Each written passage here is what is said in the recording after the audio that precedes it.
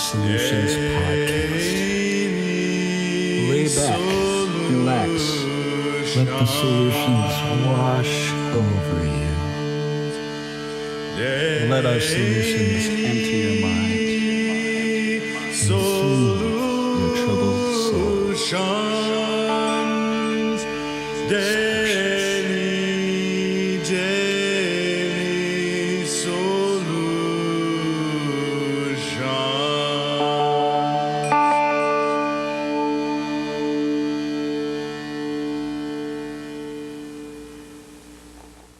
All right. Hello, everybody. I am Graham. And I am Derek, completely zenned out. Yeah, got a little trance intro there. So Ashkan's not with us again today. He's out working on conference things. So Derek Wyatt's in the studio again, helping us out with an episode. And the conference, just in case you don't know, is right around the corner, coming up in mid-August here. So be sure to grab tickets and flights and hotels and all that good stuff if you haven't. Floatconference.com. Yep, just what you'd guess. Yeah, so let's we get are on. so creative at naming things. I guess also just a shout out to Agents of Echo, who was on that intro. We actually had one of our bands related to our float center in here. It's actually run by our shop manager, Marshall. So thanks, Marshall, for coming in and rocking out the music on that one. Might hear Agents of Echo popping up here and there on different intros from now on.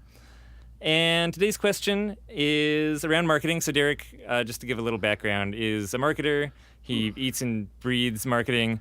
He runs the social media for Float On and does just a ton of behind-the-scenes stuff with Float Tank Solutions. I'm glad it's not about construction because I wouldn't know anything about that. All right, and the question is, how do you come up with the right words to place on your website? Well, don't pick the wrong words. Yep, all the best words, only the best words for the website. The very best words. How do you end up with all the best words on your website? Yes. So, I mean, this is a kind of a big question, but we can break it down to which pages on a website and what should be said on each page, or we can break down just one page. What do you think? What are you feeling like? Well, let's just start with the homepage. Okay. And let's just assume that we're talking about the homepage. You have to make a website for your float center. Should have your logo on it. That's a word. That's not a word, but Oh. yeah, it should have your logo. And other than that, yeah, how the heck do people know even what to put there? Should they put testimonials up above where they click to schedule? What should they say to click to schedule? What should be on there? And how do you, I mean, even if you know that what you want is a schedule button and links over to your social media and little text about floating, like how do you know which words to write for all of those? Right. I mean, so this is kind of like one of those crash course in copywriting episodes, which I don't know if we have the full time to go into. We can give some book recommendations or we can give some highlights. I think That'd be the CCC, crash course in copywriting. Yeah. Good. Trademark DM. I don't know if we want the CCC. Sounds a little too much like the KKK, but Well, there is a copywriting course with a K.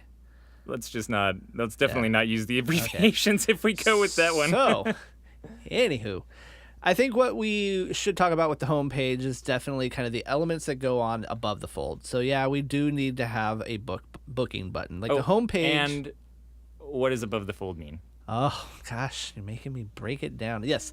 So when you first visit a website, and let's say everything you see there on the very top of the very first page or the very top of the page is above the fold.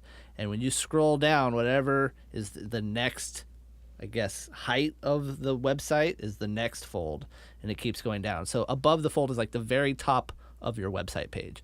And that's so, taken from, it makes sense. It's just Yeah. taken from newspaper Right. terminology. Like you'd fold the newspaper in half, everything that was just showing without you needing to unfold it is above the fold. It's Right. the same basic concept for a website. You're good at this breaking things down. A lot better than I am. No, you're doing great, You're buddy. using You're doing the right great. words. So what we're talking about is it's the most common page of your website visited. It's usually found through a search, and even if people have been to your site, they usually just bookmark the homepage. So when they want to go schedule their floats, they just go back to the homepage and click the big schedule appointment or book online button. And how do you know which words to use? You can test. One of the easiest things for calls to action is actually describe the action you want them to take, and not click here. click here is a terrible call to action because there's no context to it. But a button that says schedule online would assume that if I click that button, I'm now going to schedule online. So as specific as you can be with your words to the actual result and benefit they're going to take is the first step. And nerdy English, that's the imperative, right, is what you're using The there. So things like imperative, yes. book a float, it's like an embedded command that's in there. It's both the action that you're like, oh, you click here to book a float, but also it's kind of subtly instructing them that is what you want them to do. So, I mean, sticking with just the homepage of your site, you kind of have to explain what floating is. On Float On site, we don't get too deep to what floating is on the homepage. We actually link to deeper parts of the website, and that's strategically because we want people not to scroll as much. We want them to take an action when they hit the homepage. So we give them a host of actions, whether it's sign up for email updates, read testimonials, learn about our programs, or just contact information is another good piece of information to have on your homepage, because sometimes people just go to the website to find the phone number. They don't want to have to dig for it. So those kind of things are good words to have, at least on the homepage.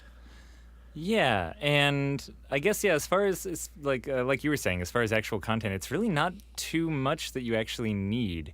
And at every step of the way, I guess it's just important to ask yourself what you want the customer to be doing and to make that the easiest thing for them to do. Right. And if you're really good at your imperative call to actions, then you can just place those on your website to link deeper into your website. It's also good for SEO to get them to dig around more on your website and take them to the page that's going to tell them all about floating or all about your float tanks or all about your team. These other pages, what's said on them, you can also get very strategic.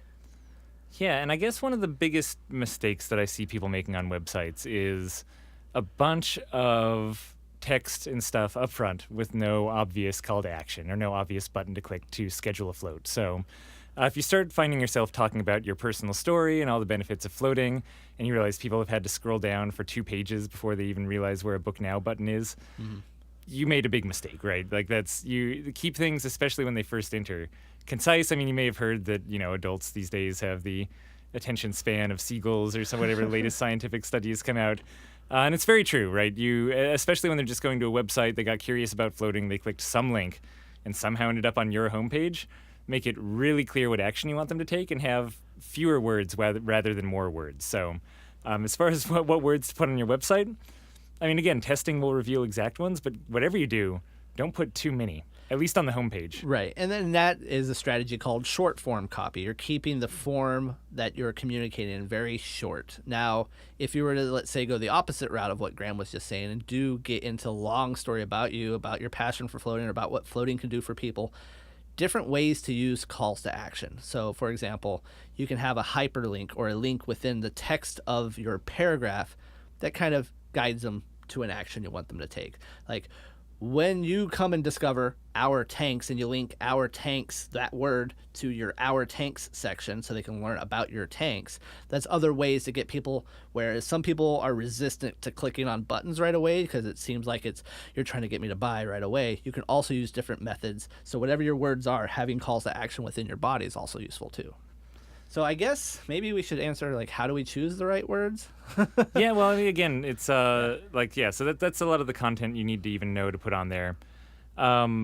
If you actually want to, I mean, so you kind of make your best guesses, and for that, basic crash courses in copywriting are good, like the copywriting, what is it called? Copywriting course by... Yeah, so this guy's name's Neville Bendora. He's not the best copywriter out there, but he's probably one of the best students of copywriting, and much like Graham, you distill it down into just as few words as possible to get you to understand copywriting at its most elementary form.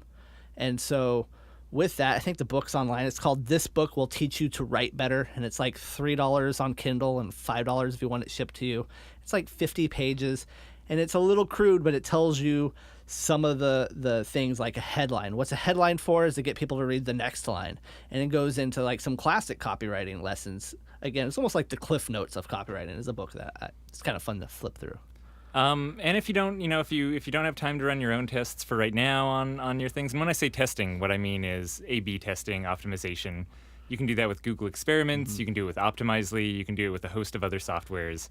and you're just comparing two versions of your website or even two versions of an email. You can do against each other to see simple how they non-technical compare. related tests. So you can have a button at the top of your page that says book now and a button at the bottom of your page that says schedule appointment. And now the top of the page is probably going to get more clicks because it's the top of the page. But if you find like when people scroll all the way to the bottom, they're actually clicking more on schedule appointment. Maybe schedule appointment's the wording that actually gets them to convert. Try it on the top button now and see if that increases it. So you can do little quick A/B testing hacks that way too. And it is cool. I mean, I do recommend using A/B testing software just because it'll actually run it like an actual experiment. But there are ways without doing that you can get results too on exactly what wording to use. So again, you kind of make your best judgment based on best practices.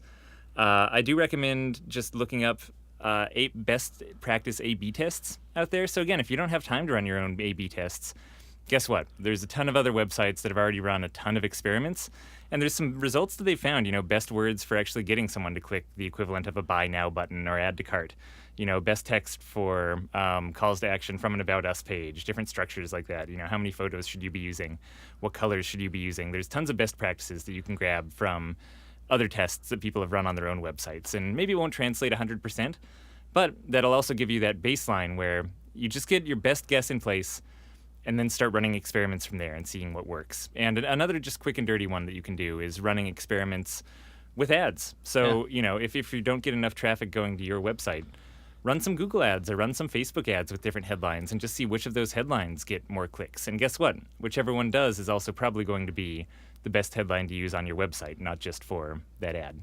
Right. I think when it all comes down to it, copywriting is one of those skills that is going to be useful and transcends more than just your website. And so I think when we refer people that you probably should learn a little bit of marketing basics, probably should also learn a little bit of copywriting basics, because that will help you with your Facebook posts, and just getting to use the right words anywhere is more important than using the right words just on your website. And I think that's one thing. Like, how do you get the right words on your website? Well, let's figure out the right words first. There's also other websites that kind of call back to what Grant was saying about the 8 best practices articles and whatnot. I believe it's swipefile.com. I think it used to be called swipefile.io. These marketers literally collect the best home pages, the best about pages, and you can kind of see how they're laid out, kind of some of the text that's laid out on it to see like what makes it the best of whatever page you're trying to create.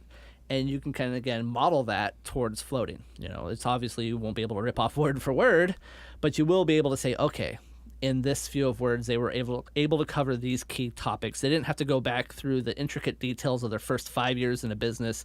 They covered the more important things like the benefits to the customers and stuff like that.